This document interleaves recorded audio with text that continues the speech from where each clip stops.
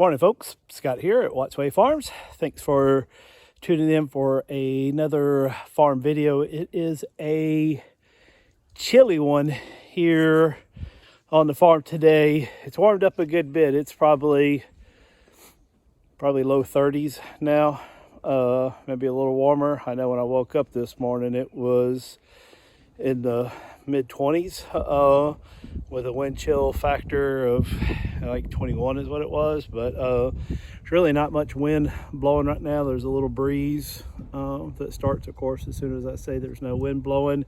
But let me just say the animals all did well. And on today's video, I hope you stick around, we're going to move the piglets.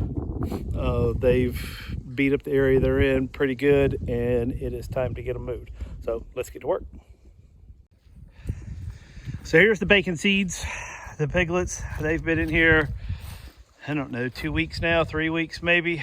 This is their first paddock. They started in this training pen, which is now my farrowing pen. I'll show you what we got in there. If you saw last week's video, you know we got the little piglets on the farm.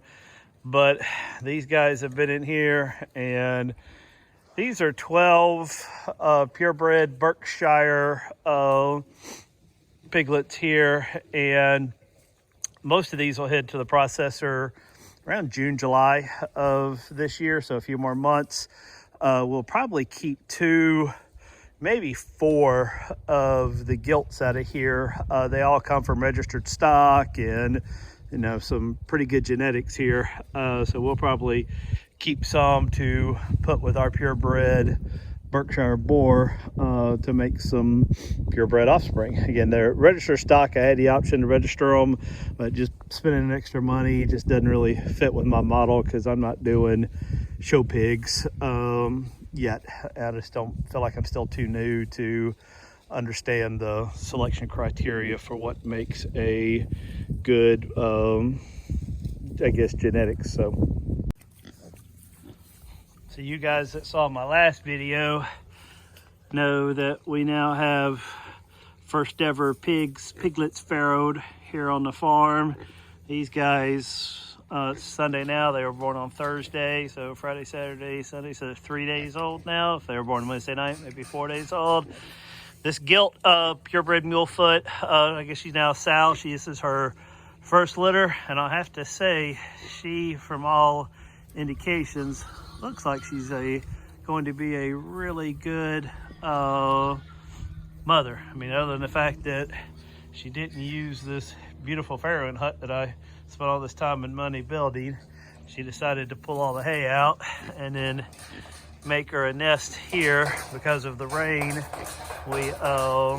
Last week, we decided to throw this tarp over them just to keep them dry. But like I said, 4 days in or 3 days in, and these guys are doing good. We'll most likely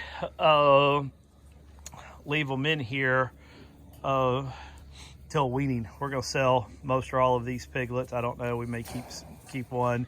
Hadn't made up our mind yet, but so 5 to 8 weeks they'll leave. And I did get a load of wood chips, and we dump a scoop in here and spread it out, try to keep it as clean and dry as possible. And now these guys, like I said, it's time for them to move. As you can see, they have done quite a number on this area. So let me show you where they're going. So there's where the Berkshire piglets are now, and then this is where they're going to. A few things to note. We used to try to, when you got one row of poles, kind of reuse those, but since that's going to be the new fence, but it just turned out to be more problems than it worked. So we just go and put new poles right next to it so we can run the whole thing at once. So all this back to here and all the way over.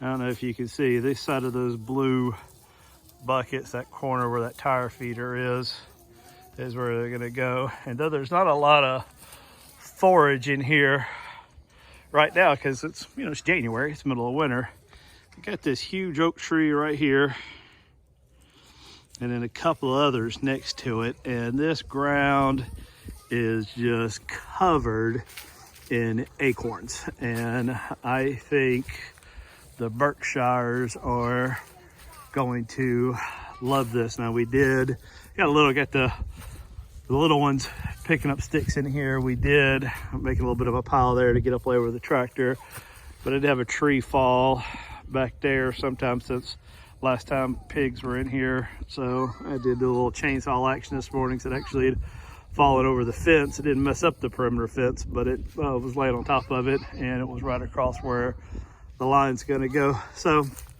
like I said, pretty big area we're gonna move them into.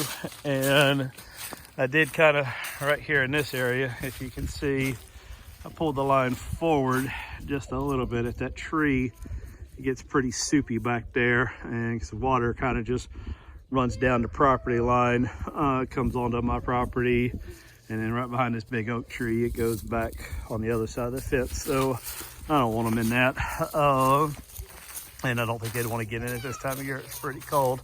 So the way I do these new paddock runs is I start with these little rebar posts, and I put those in at where I think my corners are going to be, and then I stretch the line all the way out, and then just go back in and put the poles back in behind it.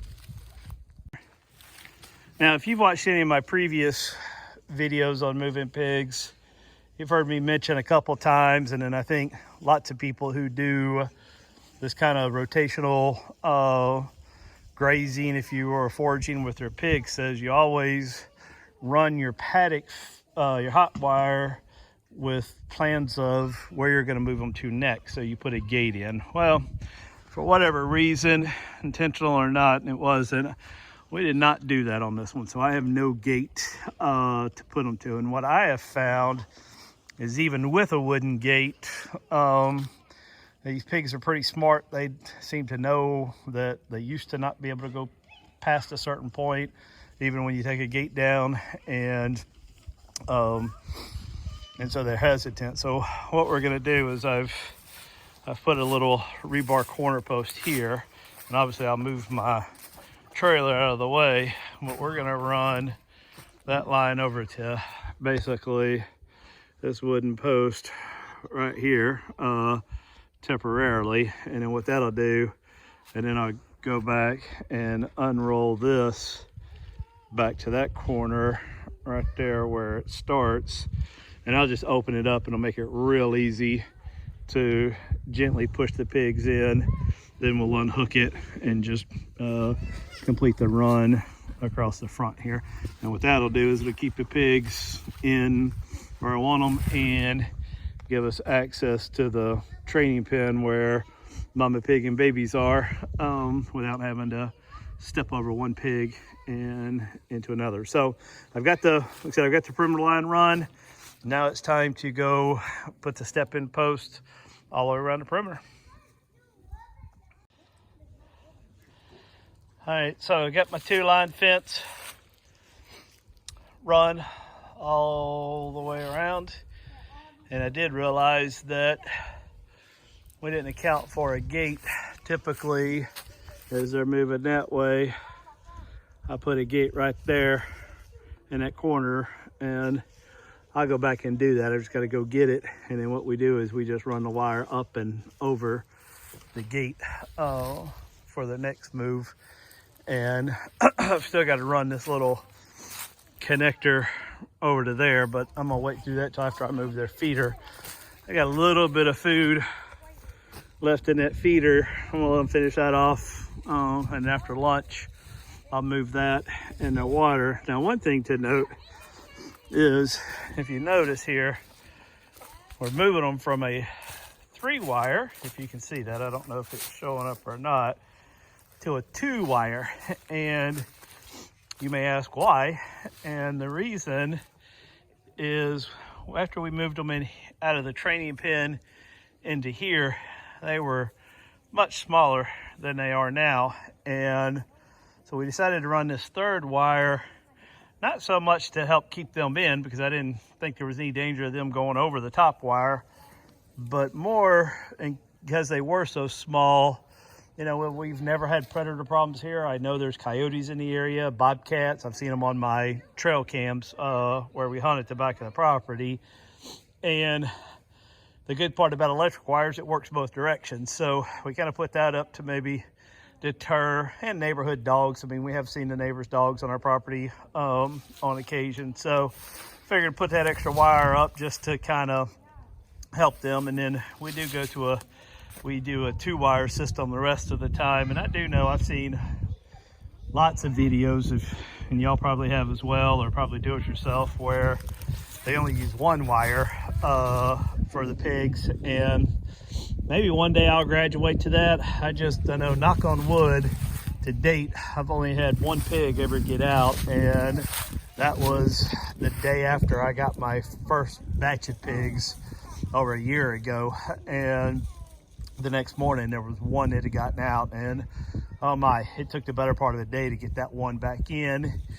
And I'd rather take the extra time to run an extra wire to give me a little bit more assurances that I'm not going to have to deal with a pig getting out.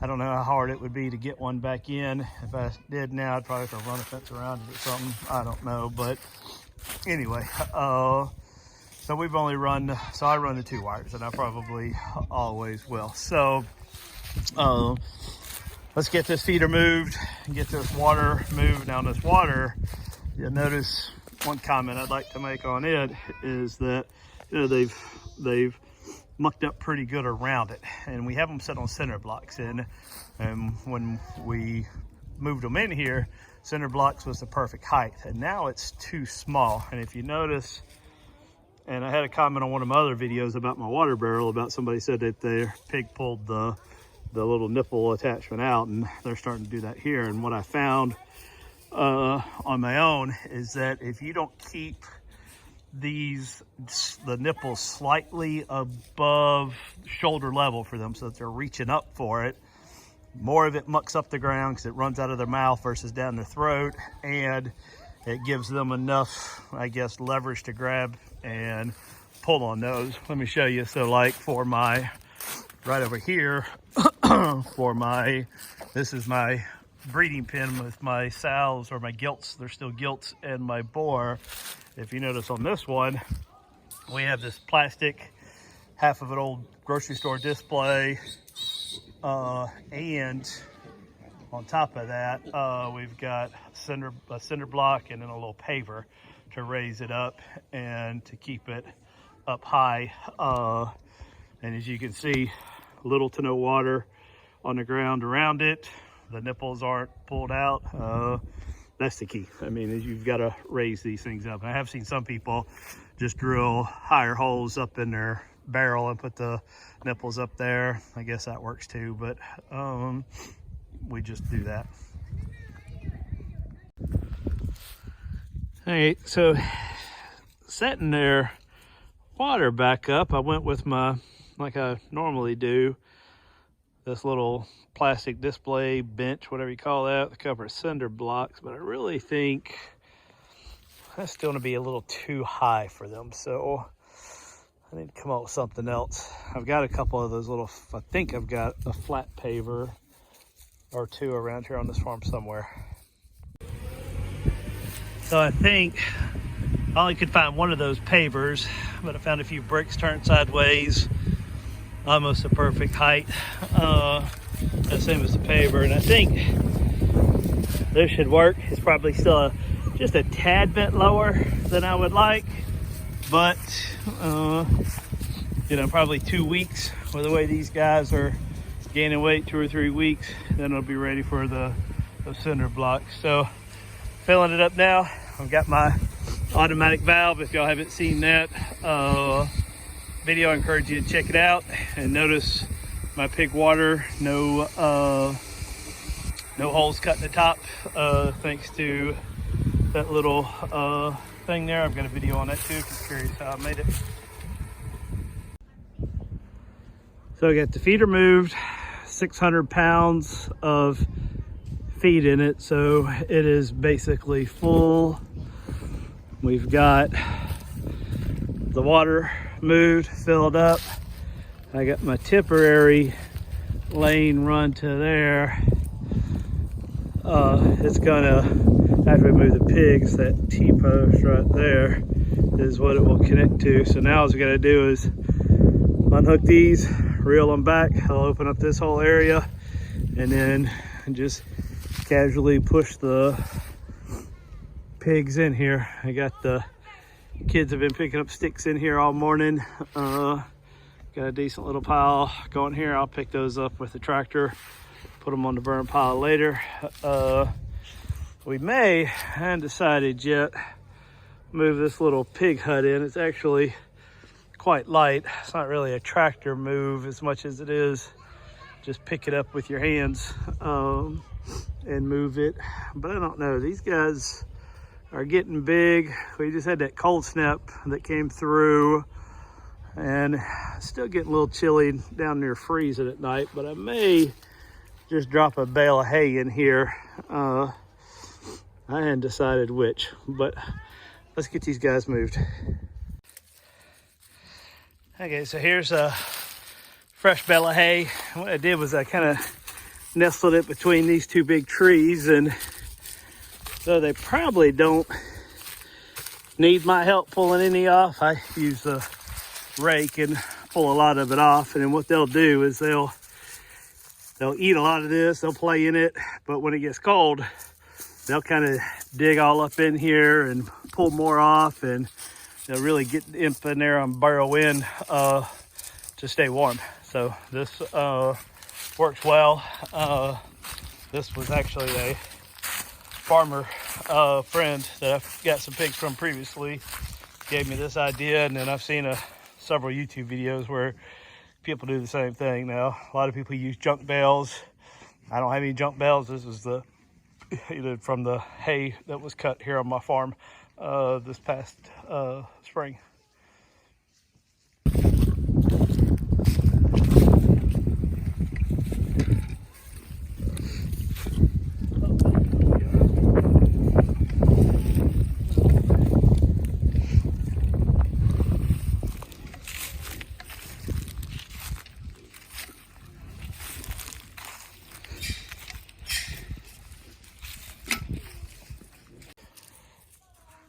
Well, we got one that decided to make the move, as is normal. Moving pigs, not as easy as moving cows. Whereas cows will run into the new area. Pigs, they seem a little more cautious. And what we usually end up doing is just leaving the lane open and coming back the next day, and by then most of them have typically moved themselves. We got, like I said, just that one. We got a few that are following Mrs. Wattsway Farms with a rake, because anything new that they haven't seen before, they want to, and notice how they stopped. They stopped because they knew that there used to be a fence right there. So we got 4, 1, 2, 3, 4 in there now. So 4 in, down,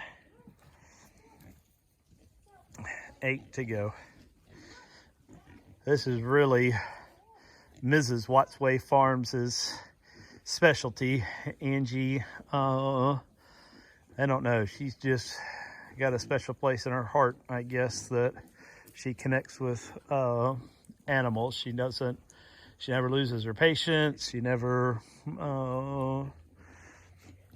just nothing ever gets to her. She just slow and steady and gets them all moved. Usually if he sees the other ones in there, there he goes. That's enough to make him. So 1, 2, 3, 4, 5 down. Come here, my little friend. Let's go. 7 to go. That one just does not want to cross that line. If I just go a little bit slower. That's a pretty Berk. I like all the white spots on her. She is grunting. She ain't liking that. She wants to go. She's just scared to. There she goes. There she goes. All right. Whole herd has moved. So here's something I thought I'd show you that you might find interesting and useful. So my semi-permanent breeders, or my mama's paddock as we call it, is hot. And then I got to get over to here with power for the paddock we just moved the piglets into. And I think this was in a Joe Salatin video originally. Definitely not my idea, but you just get a couple gate handles and like this and an old extension cord and cut it off. And then there's 3 wires in there, a black, a white, and a green. As long as you only need one. As long as you use the same color on both sides, I use green. And then to make it hot, I just hook it here on this side and then run it across the ground. And same thing, I just hook it here. So not hot, and now it's hot, just hangs there. I had to use a little alligator clip to get from the top wire to the bottom wire. And now this entire paddock is hot. The little bacon seeds have found the food, as I kind of suspected they would, and have already started. See these guys rooting up,